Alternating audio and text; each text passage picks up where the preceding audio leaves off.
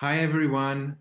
My name is Chris Manjapra. Welcome to this event from Black History in Action for Cambridgeport, BAC, located at St. Augustine's Church, 137 Alston Street. You are looking now at our podcast series poster. This is our second podcast. We had a wonderful event back in February with Dr. Aldrich Johnson. And today we have with us the architect, Gabriel Cira, who's going to talk to us about vernacular religious architecture and places of assembly in Cambridgeport. And then later on in this series, we have coming up next in April, Dr. Carrie Greenwich from Tufts University, who's going to talk to us about people's history of Black Cambridge and Boston. And then rounding us out for the spring, in May, we will have Mar Parilla, who will be with us on Body as Fluid Archive, embracing and affirming our Native and Afro-diasporic identities. So lots of great programming these days. Let's kick it off now with, stop sharing here, by first getting to know our guest a little bit before I turn it over to Gabe for a presentation. And then following that presentation, we'll have 10-15 minutes for question and answer. And that will round us out for this hour together. So Gabe, thank you so much for joining. Could you tell, I feel like I know this, but you are from Massachusetts, but where did you grow up in Massachusetts? I'm from Cape Cod originally, so I grew up in Katuitt, near Mashpee, so Wampanoag lands. Wow. Thank you for mentioning that, and also acknowledging the Indigenous lands. And how did you get interested in doing what you do now? What do you do, first of all, and how did you get interested in it? Yeah, so I practice architecture, so I'm a licensed architect, but I also teach at MassArt. Every semester I teach a class on the architecture of Boston, and I more generally think about the architecture and infrastructure and kind of communal political history of the way that people came together to build things, and the whole region, not just the city. And how did I come to do that? I guess I studied architecture. I've worked in architecture firms, and I came to love the idea of the city as an archive and as a kind of well of architectural knowledge that was much different from the way that I was taught architecture. And so I decided to, continue teaching and practicing with that in mind, and to try to understand how that can inform practice and also teaching. So. Thanks so much. Thank you. That's so cool. So you're going to talk to us today about the topic vernacular religious architecture and places of assembly in Cambridgeport. But before we begin, can you just tell us, what does vernacular religious architecture mean, especially that term vernacular? Yeah.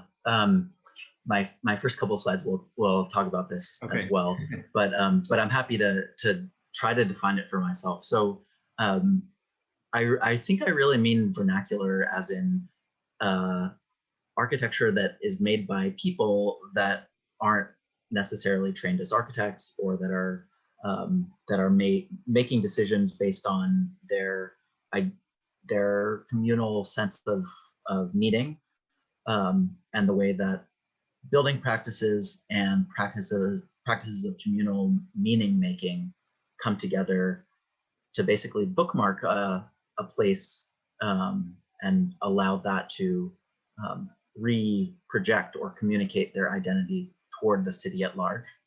So that's the way I see vernacular architecture, as a kind of a nexus for meaning to be projected between a group of people and then the city at large. I love that, and I'm going to turn it over to you now, but what I wanted to observe is the language you used around bookmarking a place, and that, the importance of place in that projecting, and that seems so appropriate to be discussing as part of this podcast series, given that we're associated with this very particular place. Black History in Action for Cambridgeport is devoted to 137 Alston Street, that structure, but as you said, that archive. So I'm kind of interested in how vernacular architecture relates to that particular location. I'm sure we might get to that later on. So let me turn it over to you, and let me also let folks know who are watching through through our webinar, as well as watching through FaceTime, that Facebook, that you can submit questions, especially, so in order to submit questions, you'd have to come on to the Zoom with us. You can find the link on bhacambridge.org. If you don't have it already, you can submit questions, and later on, we'll be able to ask some of those to Gabe. All right, thanks, Gabe. Turning it over to you. Okay. So, yeah, I think we covered the introduction. I'm just another acknowledgement that I would like to make to start out with is that a lot of the research that I've done and that I will be sharing today is made possible through the very actual material brick and mortar archive of the Cambridge Historical Commission. So I thought it would be fun to show just a photo of the kind of things they have in their archive there, or one of many kinds of things. So this is the kind of material that I'm basing this presentation on. But yes, so thanks to them. I hope some of them are on this webinar today watching. But yeah, my name is Gabriel Cira. My professional architecture firm is called Cira. My email address and website are here. And yeah, if you want to be in touch, please do. So today I will be talking about vernacular religious architecture and places of assembly in Cambridgeport. We spoke a little bit already about the term vernacular, and I would also just add to that what got me interested in this in the first place, this research in archives, research by getting out on the streets with a couple research assistant students, knocking on the church doors in our neighborhood, talking with people, interviewing them. This is in summer 2018, and then continued in summer 2019 with 4 research students. Why did we do this in the first place? I think the broader question is that in our city of today that is gentrifying, and also you might say secularizing or transforming in many different ways, the role of places of assembly specifically, and not just religious places of assembly, but places of assembly that don't have the prerequisite of having money or being or belonging to a certain class or exclusive group of people, I think is a crucial question for us to ask. So that's I think the bigger picture thing of why I, in general, am interested in places of assembly, and that by extension brought me to the large assembly halls that we have, maybe 12, 14 of them in our very small neighborhood of Cambridgeport. So I did want to start, this was my way of explaining the term vernacular, which we did already think about together, but I'm also really, I think, influenced by Bruno Zevi, this Italian architecture historian, who wrote this book towards an organic architecture. And I pulled this quote out, but the role of anonymous building, vernacular in a broad sense, which represents a powerful cultural reservoir barely scratched by the stylistic superstructures, also known as architecture without architects. Pragmatic and anarchic, recalcitrant to the conformity and plagiarism of the courtly one, to vulgar, immune from the consumption of coded languages. So I just thought this was a good set of terms to get in play. And a bit of context for him. He's an Italian theorist, but he did study at Harvard for a time. So he was in our city, in our neighborhood for a little while. And I like to think that this impressed something on him and affected the way that he thinks about and writes about architecture, vernacular architecture, and what he calls organic architecture. So I wanted to talk about that term a little bit as well, because I think rather than he decided to write about a kind of a stylistic moment that did something that he thinks that vernacular architecture does here, which has a little bit of indifference to stylistic superstructures. So I think that's a crucial way of thinking about what could be organic architecture, or an architecture that is sort of nature, or of a place, and representative of the people that are there. So he's so anyway, this is his spiral diagram of a kind of historical continuity and the way that cultures see through time, relate to each other, and relate to themselves.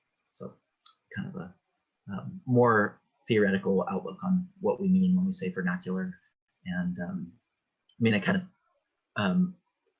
of the land, generated of the land, and of the people. The result of that research project that I spoke about before, of which I'll be presenting some material, one of the results was the set of architectural drawings, and I think that was a major goal for us, was to produce these polished architectural drawings that give a front elevation, an interior elevation, and then little zoom in close-ups of architectural details in a very broad sense of any kind of moment of attention in the architectural / religious arrangement in the space, that speaks to the way that the building and the users of the building have declared their place as a special place, or declared it as sacred. So that we wanted to produce these drawings that showed the various ways that the groups did that move, because often it might be an individual house, or an old row house, or a storefront church, and there are very subtle ways that people use, I would say, kind of vernacular methods to mark their places as a special and sacred place apart from their everyday lives, the kind of domestic spaces and other kinds of public space. So that the output also, I think, had the effect of we gave these drawings to the inhabitants of and users of all these churches for free, and we said, you can use these for whatever purpose you want. I think that has had an important effect for a lot of these groups already, is to, including St. Augustine's, is to see themselves in a kind of architectural light, understand their history a little bit better, and understand that there's interest and in preservation and in making that history public. So I think that even just seeing these drawings of their own space has caused some of these churches to think about what they might want to change, how they might update, and to learn more about themselves, and to learn that also people care about that. So so that's been a major goal as well. So just to establish the time period that most of these churches were built in. This is a map of Cambridge. You can see most of the area where these churches are is pretty swampy, and so this would be. I like this map because it shows each of the bridges and their years. So it's you can see that the Mass Ave Bridge here isn't built until 1890, and you can see generally the layout of Cambridge is based on these long straight roads, which were basically private turnpikes crisscrossing the space in order to get goods in and out of the heart of the city of Boston, across the bridges, and out to the farms and things where resources were available. So you can see that Central Square becomes a kind of a crossroad for these turnpikes. And then the next map I'll show is this is a zoom in of this 1854 map. So after 1854, and then the next map aligned is 1894. You see, really the neighborhood in the city becomes almost as dense and as developed as it is today. So this is a crucial moment in time, moving from this kind of swampy zone to a little bit more development in 1850s, and then through the building boom of the 1870s into the 1880s, the city takes shape.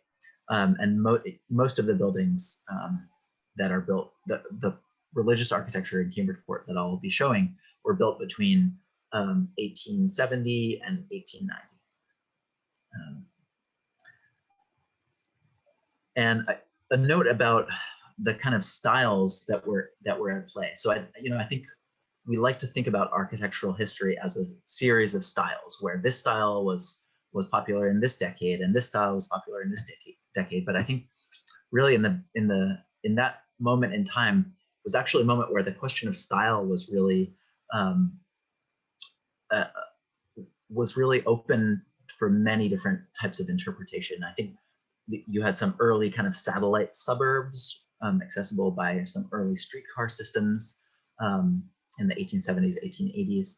And so we have the development of suburbs, including parts of Cambridge, would be early suburbs of Boston.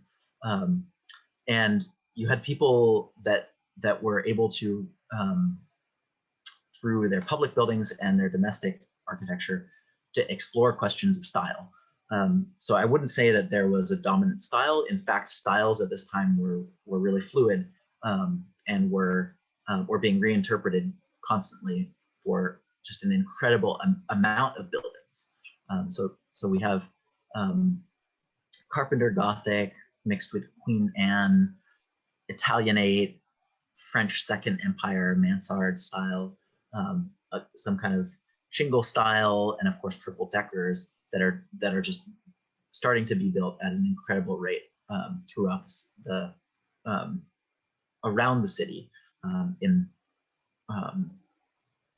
the kind of the first ring of suburbs around the city. And I would also suggest that styles were often used with a bit of a sense of humor. This is a house that I always include in one of my lectures to show that people started to amalgamate styles in really wonderful and creative and often humorous ways. So the kind of eclectic style was also an important, I think, driver of the way that architecture developed in this era. I wanted to introduce two figures from the history of Boston architecture that I think really drove the conversation on religious architecture, that in a way kind of trickled down to the sort of profusion of styles that I just set up. So this is H.H. Richardson. So you can see his dates are 1838 to 86. You can see also here that he liked to drink his drop, but he also was famous for his library, and he collected books and architectural styles from all over the world.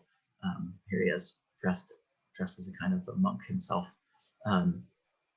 And so he's famous, I think, throughout the US, but also more specifically here in Boston for our Trinity Church in Copley Square. And in, if just in terms of a general, well, I would say he's famous enough, if you don't know him already, he's famous enough to have his own architectural style named after him, a Richardsonian Romanesque, but that is really marked by a strong tendency to amalgamate styles, emphasis on low arches, and bringing together many kinds of architectural influences and synthesizing them. This is really what he was, what his style is known for. I think in Trinity Church it becomes this strong, you have very strong kind of Americanized acanthus organic motifs mixed with Romanesque arches, and lots of statuary and collaborations with sculptors, which he was famous for as well. And I think, well, this moment I think is a really strange and wonderful moment that I wanted to point out, because a handful of the churches in our neighborhood of Cambridgeport are Gothic in nature, and I always was curious about this single Gothic window that's built into the backside of Trinity Church, almost as a kind of sampling, or just it almost looks like it could be spolia or something actually taken from another building and installed in this building as a kind of a salvage, but it's not. It was, I think, for him, a kind of a joke on Gothic, and that really his architecture is totally fine with using something so out of context that it's almost just reduced to a symbol. And I also like to show the plan of Trinity Church. You know, we see it from this view as a symmetrical object with a quincunx 5-pointed plan. But as you get in the back toward the cloister, you can see that some of the signature Richardsonian Romanesque picturesque massing, where forms are assembled together asymmetrically, very compositionally, meant to give you a kind of a perceptual beauty from particular points of approach. So that, I think this is also a signature of Richardsonian Romanesque, where there might be a tower on the edge. You have certain symmetries, but then counter symmetries and emphasis on composition and the kind of disposition of forms rather than symmetry and rules of order. And many of his buildings, although he started with churches, started to be associated with libraries.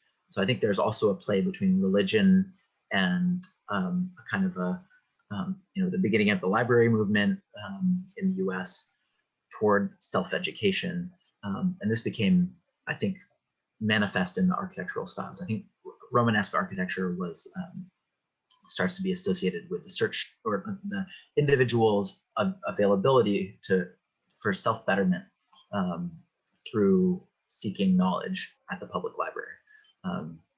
And you can see more of this, another library in Quincy with a kind of picturesque massing where this tower is almost just like stuck onto the front of this building.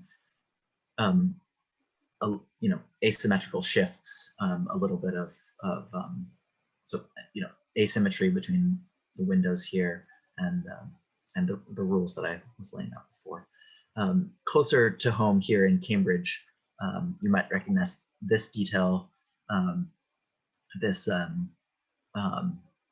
little gargoyle guy, or a kind of a character motif above natural motifs on a building, not by Richardson, but by one of his contemporaries, Ware and Van Brunt,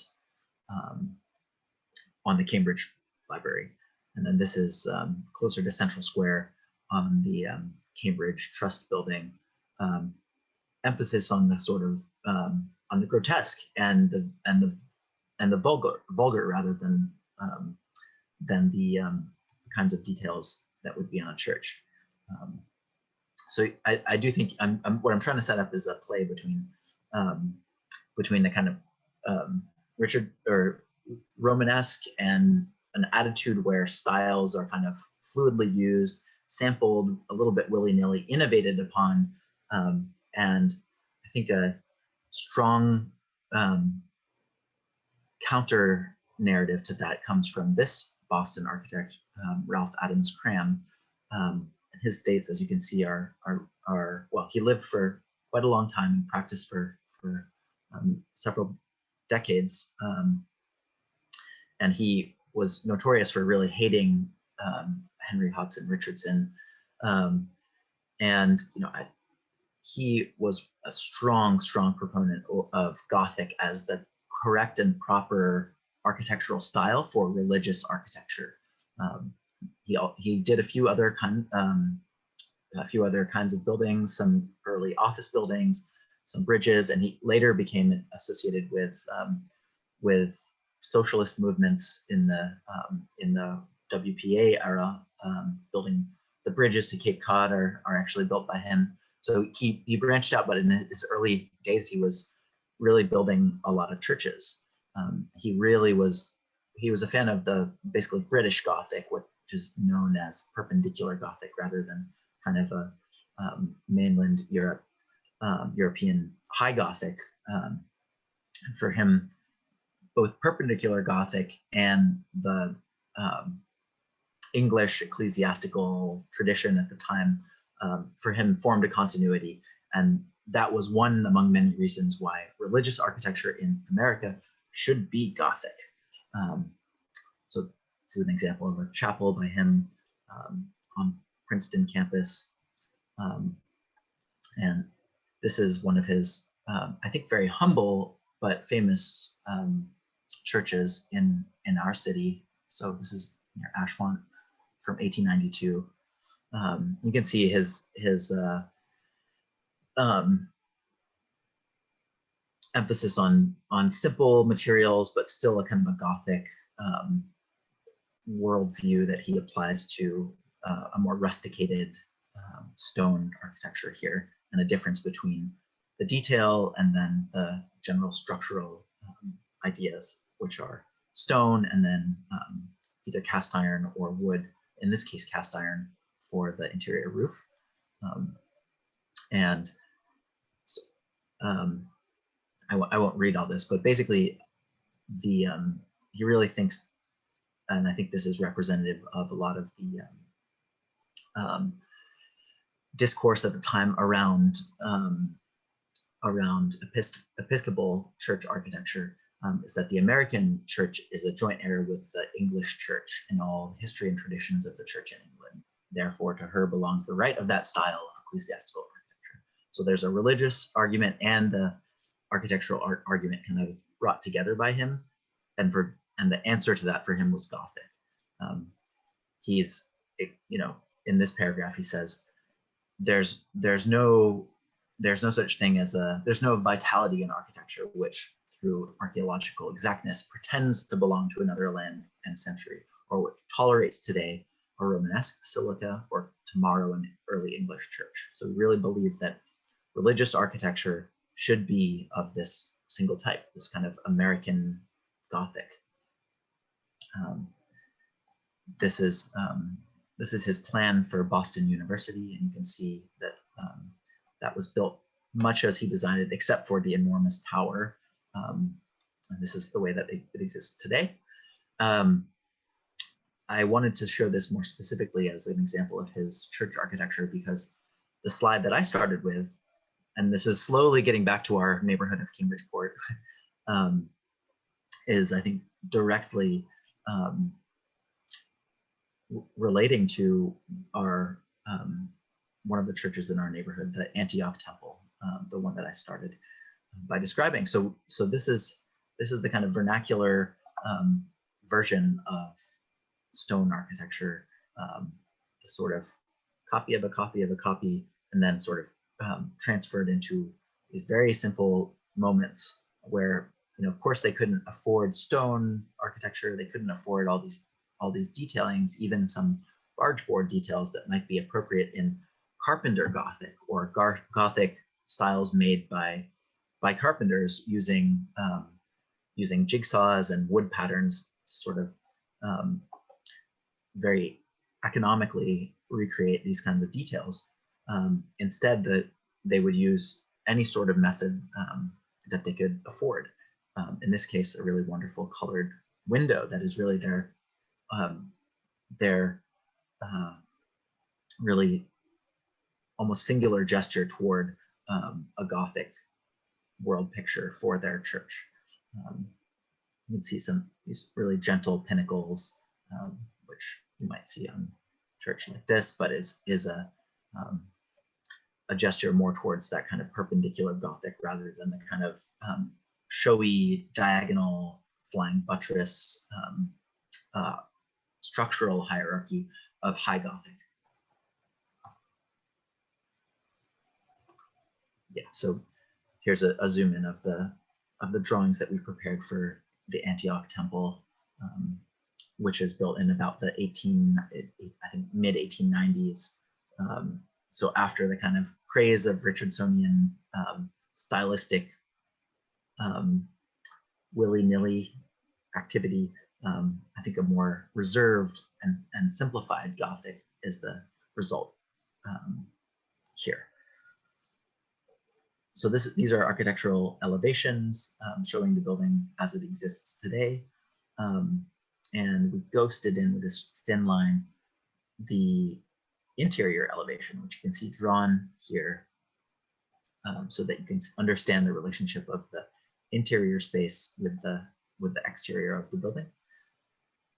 This being really the kind of main view of the interior that you would see if you were attending services in this building, and a few other little details, pinnacle and stained glass window.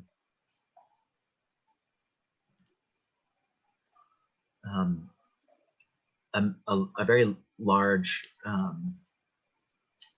church in our neighborhood is the Cambridgeport Baptist Church, right at the corner of Putnam and Magazine.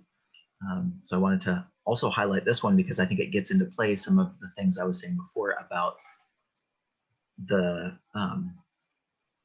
kind of the strategies of composition and formal disposition or massing of that Richardsonian approach to styles. You can really see that in play here. So we have a tower and then a smaller, probably a staircase, almost grafted onto the side of that. This whole apparatus, the entry porch and the tower and the staircase are set at a 45-degree angle to have a relationship with the street corner, the intersection, rather than a single kind of frontal entry. I think a lot of the vernacular architecture of the city is really marked by these kind of neat little shifts in volume or in massing or in organization, where they adapt to a constrained urban lot in a way that you wouldn't really need to do if you were building a bigger church in the countryside, basically. So this is quite a large church, and really it represents this strategy of picturesque massing, where the different parts are assembled together. So here's our elevation of that, and then some of the details in the interior here. So 1889 for this. And I wanted to show this slide to show an aerial view of that. Here's this diagonal corner, what I called an apparatus before. I also like to show this as a progression of what existed on the site, because in this case, this early chapel from 1861 that used to be on the site till 1861, or no, built in 1861, was demolished in 1870, likely burned, as is the case with a lot of these churches.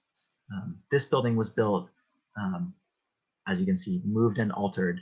So actually the massing, which is, I think, strongly Richardsonian Romanesque with these dominant frontal forms here at a diagonal, the rest of the forms that I would say are also kind of a picturesque disposition of those masses on the site, both by design and by sort of necessity, as this building, this early version of the church, was literally moved to the back of the site and used as scaffolding. The building was used as scaffolding to build masonry structure around, and then integrated into the larger church architecture. So I love this about the vernacular architecture of our city as well, is that it's changing.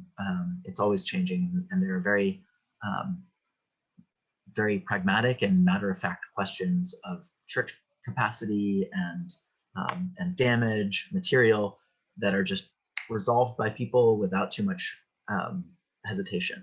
And I really love that as a kind of strategy of the vernacular as well. So switching over to what was called the Pilgrim Congregational Church, also in our neighborhood, right on Magazine and Cottage Streets. Now the First Korean Church of Cambridge. I really love the architecture of this one, and I think it has a great story as well that also gives you a good picture of vernacular architecture of this era. So you can see here, this building I think has some elements of Carpenter Gothic with these little brackets of wood, lots of intricate wood detailings, but overall has a kind of a Romanesque approach. So instead of these pointed Gothic arches, you have an emphasis on circles and rounded arches here, a rosette window and rounded arches.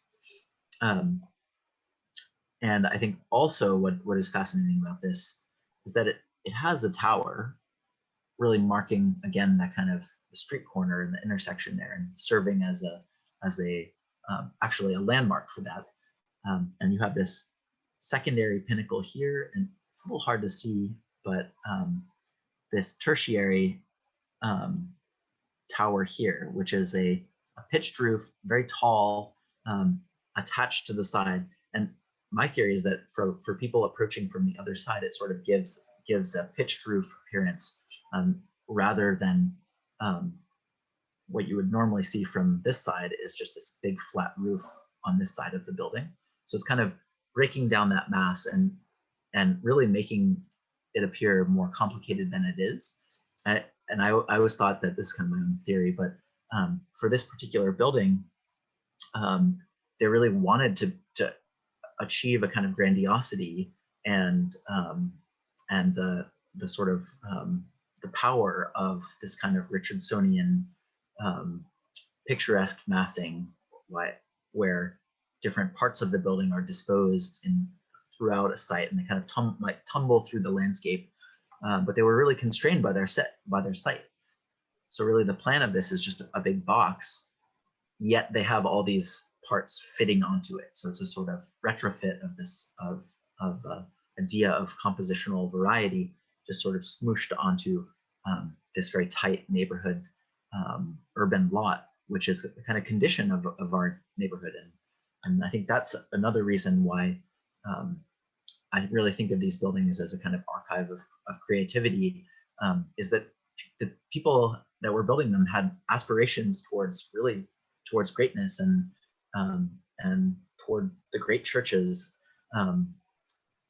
of Europe and America, but they were given limited means and limited sites, and they adapted in really beautiful, ingenious ways. The architect of this building was Thomas Silloway, and by researching him in other archives, I realized that he had written this. Well, for one, he had designed hundreds of churches throughout the U.S. So he was an incredibly prolific church architect and minister as well.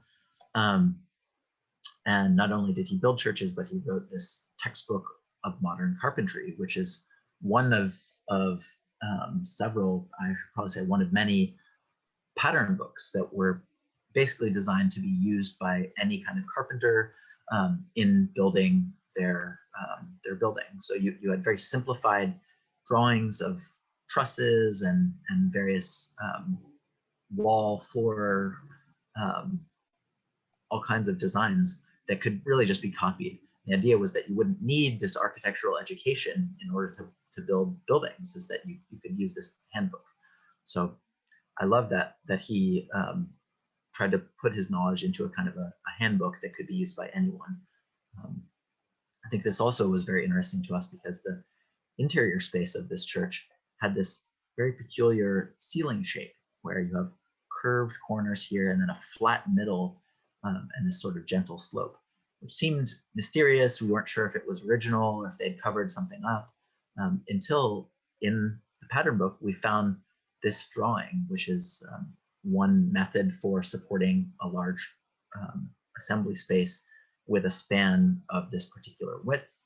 You can see that they're using this kind of angled two-part acute truss that then crosses itself and is tied together by this A-B cross tie of oak here. So creating this kind of ceiling appearance. So I like this kind of detective work as well that we were doing, is trying to trace back why and how these buildings were built.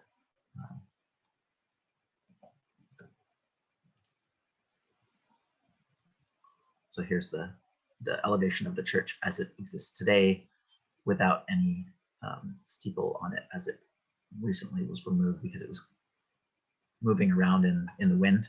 And we just recorded the steeple as it was built and then repaired.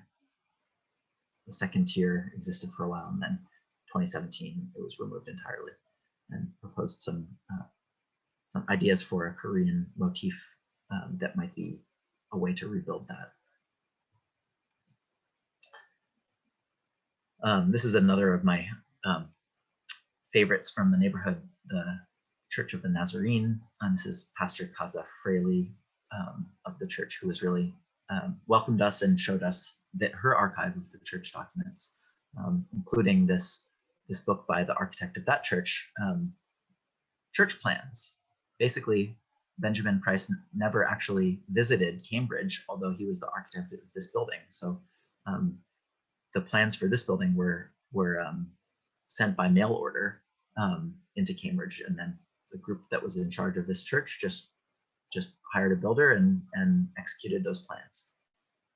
So another example of how a building boom just like produced architecture out of necessity, where they would send letters, a few letters back and forth, buy the plans. I think it says free to ministers who ask for it with a view to building a church, to others 24 cents. And with that, you could buy church plans for $10 and build a church from there. So kind of a fascinating way that just a huge volume of churches were built. I also wanted to kind of crowdsource some knowledge about this particular building. In some of the photos from about the 1950s, 60s, you see parts of it are painted black, here and here.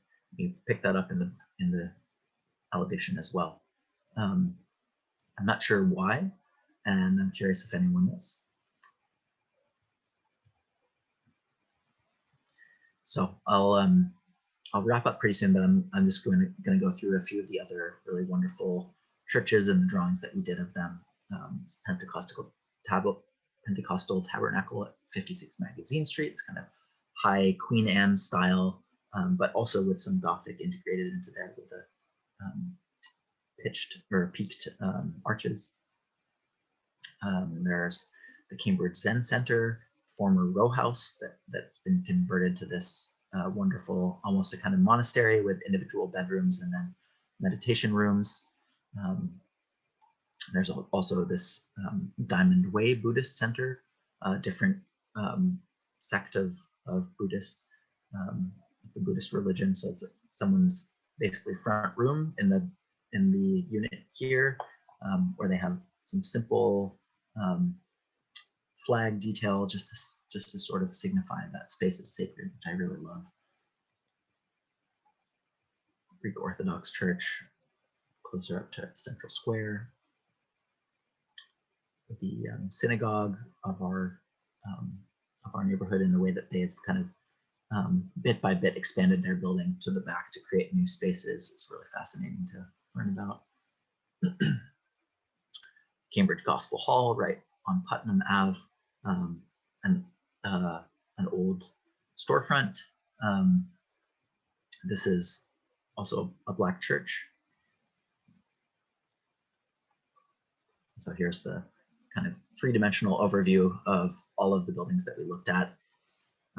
You'll notice that I haven't gotten to our own St. Augustine's yet, so I have, of course, lots of material on that, especially since I've been working with Chris and with the congregation to work on a historic preservation project for St. Augustine's.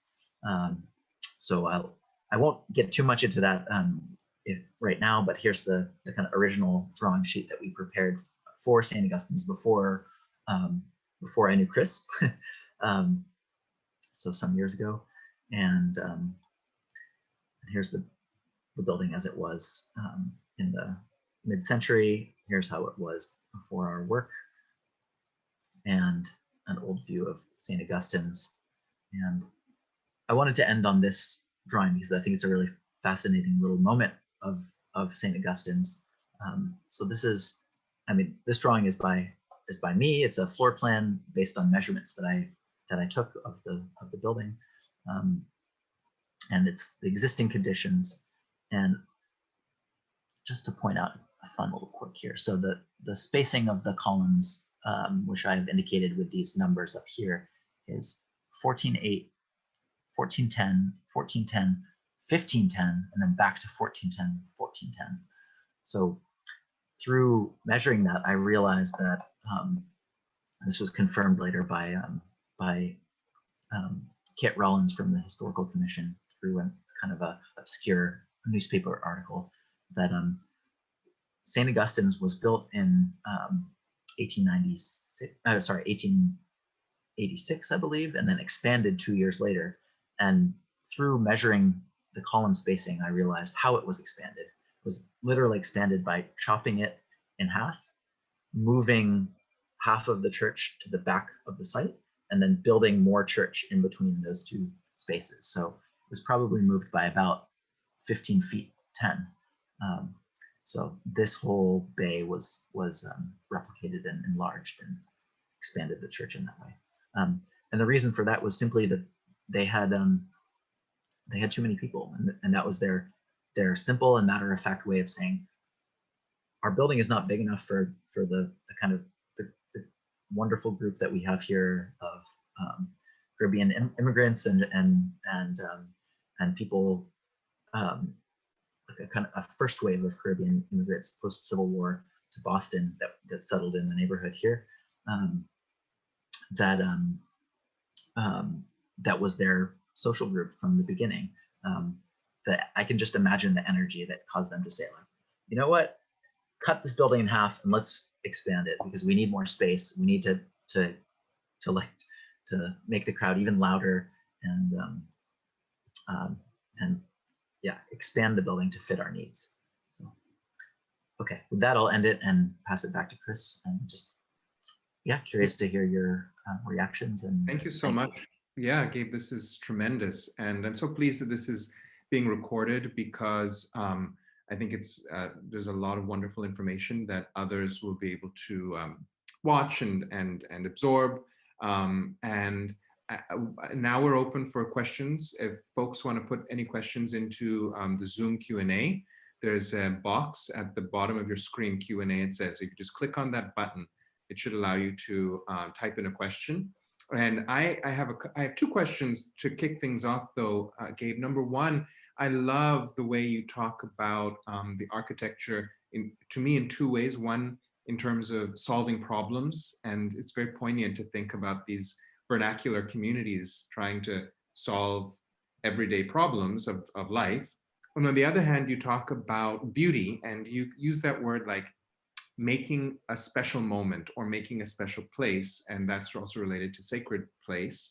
And so that for me is just like it's a very fascinating intersection of necessity and beauty. And I just wanted to have you talk more about what you see happening at that intersection, you know, when those two things begin to dance together, because they often, to me, they're like in different categories. Yeah, that's a great question. I was reading some stuff by Durkheim at some point when we were doing this research that I think influenced the way that I speak about it now, of these subtle moments of beauty, but also a particular kind of beauty where it is meant to signify that this is a special place, that you should use your voice differently in here, that the sense of that certain things are allowed and not allowed. There's, you know, of course, the sacred and the profane, so that the exclusion of the profane. But you know, in the Diamond Way Buddhist center, for example, those flags are just meant to make you aware of something just above your eyebrows and then kind of make you bow down a little bit as you enter the space. So there's a sort of just the simplicity there, I think, is really wonderful, and architectural details, I think, can do the same thing. The way that a door is shaped with a kind of a Gothic expression, for example. Makes you look up a little bit as you come into the space, almost so for me, I don't know, I don't have a great answer to where that comes together, but I do think when you're an individual and a guest to a space, and when you're using a space, I think it makes sense. And you don't need anything particularly complicated to do that sometimes, and you can accomplish that with very limited means. And that's what I think is wonderful, is that that's the way that they approached this, and they knew that, right? The people that are updating these buildings and using them, they know that they know that it's simple. Thank you so much. So I have another question, but I just got a question that came in from our viewing audience. So let me get to that first. The question is, do we know anything about when and why the entrance of St. Augustine's Church was changed? Can you say a little bit about that? About our church, 137 Alston Street, and what happened to the front? Yeah, I mean, so to my knowledge, the building, the original entry was through a side vestibule, which I sort of mentioned this with some of the other churches, but they often actually have their sanctuary on the second floor, and they reject a kind of a frontal entry for a sort of a side entry that might be just, like with the Cambridgeport Baptist Church through the corner, or through the tower, and privilege an off-axis entry, which is totally not the way really most European churches and your general idea of a kind of symmetrical formal approach to a church would work. So with St. Augustine's in particular, I think in about the 1950s or 60s, a front entry was added, and I believe specifically so that they could more easily get basically caskets in and out for funerals. So now we have a kind of little frontal entry vestibule there, which is used at the moment.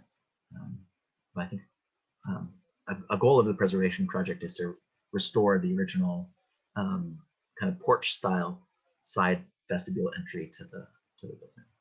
That's very interesting, and it connects to me now with what you're saying about an interest in things that are slightly asymmetrical, or an openness to the asymmetrical, which sometimes is about necessity, and sometimes it was about style, and sometimes it was about both.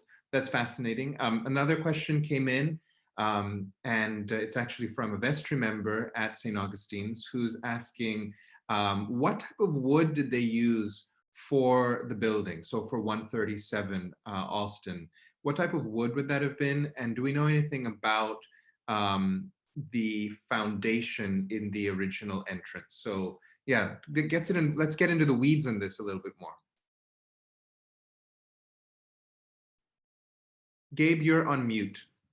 Sorry. Sure. A lot of the foundations for these buildings are kind of local bluestone, or what was called Roxbury pudding stone, so named because it kind of looked like pudding, basically. And so that these were also not particularly large pieces of stone, because that was really expensive, and needed to be transported with generally with kind of a rail car, or in an expensive way by horse-drawn trucks. So generally we have foundations of smaller bits of stone stacked together, which I think is great because it makes them really beautiful, and they had to be built really thick for that reason. And so that's the general condition for a lot of these buildings. I think the original side entry to St. Augustine's was almost a porch kind of an entry. So just a roof and a portal and a window that had a kind of screened treatment of individual sticks of wood composed together, which would be indicative of a kind of what was called the stick style, which also relates to Carpenter Gothic, or basically making simple Gothic forms out of wood. So I think that's why it's really lacking a more solid foundation, is that they had the whole thing as a kind of as a very intricate wood entry point, which I think it should be an inspiration for us as we think about how to rebuild that. Thanks so much for that. And that's a good place. We're in the last 5 minutes of our podcast, and I appreciate the two questions that have come in. It's not really about getting into the weeds, but it's getting into the details, and it's about getting into the location of St. Augustine's Church in relation to the material that you've shared with us. And so if I can take that way of asking questions further, St. Augustine's is a historically Black church. It's interesting to learn from you that it had a purpose serving the Black community even before 1921, when it became St. Augustine's, that congregation of St. Augustine's. So there is this prehistory. So in your research, can you tell us a little bit more about how you see the history of different racial and ethnic diasporas as they are coming to Cambridgeport? Can you tell us a little bit about that history? How did that, what you said, 1880s, post-Civil War, and then once that started happening, how does that show up in that archive that you're telling us about, the archive of the architecture? Yeah, that's a great question. I've tried to be attuned to that whenever possible. And I think actually now that I've expanded beyond just the neighborhood of Cambridgeport a little bit and looked more at 3 or 4 of the other churches that are in Central Square that are also Black churches, generally the story goes that a group of Black parishioners feels that they're being excluded or generally being forced to sit at the back of the church, often in pews that are painted Black. And for example, the Union Baptist Church, this is exactly the story. They were parishioners at a church in downtown Boston, and they basically decided to form their own group, build their own building, and start a church for themselves. So I think generally that's the story. I don't want to speak for all of these buildings, and with St. Augustine's, the historical record is not perfectly clear. We know that originally it was St. Philip's, and it was a satellite church of one of the churches on Mass Ave. But the story that is the official story there, I don't know how deep this goes, but that transportation between the neighborhood of Cambridgeport and Central Square was bumpy. Interesting. That leave it at that.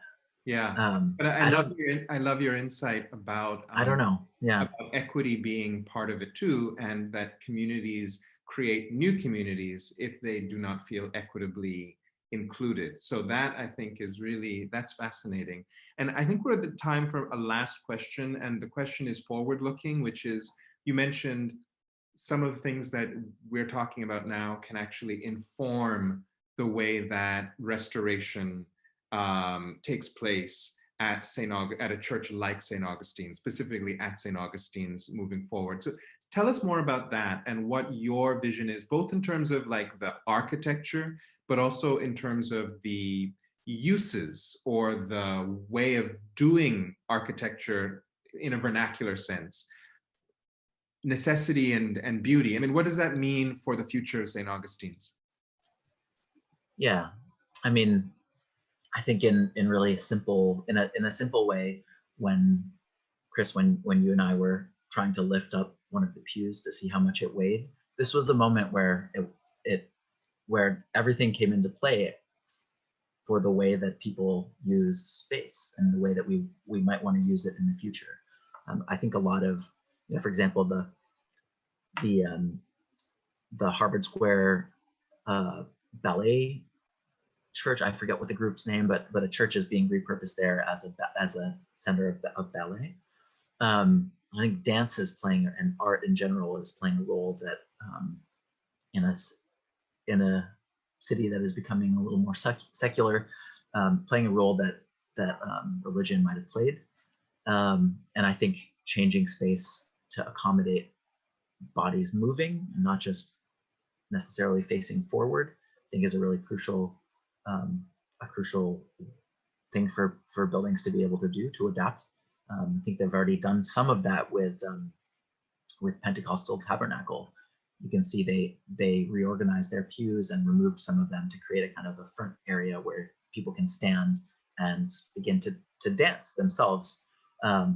So I see that as an important thing to get back into religious architecture is actually like bodies that are moving and feeling empowered and vitalized through movement and dance. I love that. I love that. Thank you so much, Gabe. We're at time now, and so we have to say goodbye, but I really appreciate also that small point you made about how so much of this architecture in small details asks us to look up, you know, and I think about what that means also more symbolically to have spaces in our community that allow us to demarcate something special from something everyday and to be able to look up together, you know. So thank you for all of these ideas and how significant they are for St. Augustine's, and thanks everyone for watching.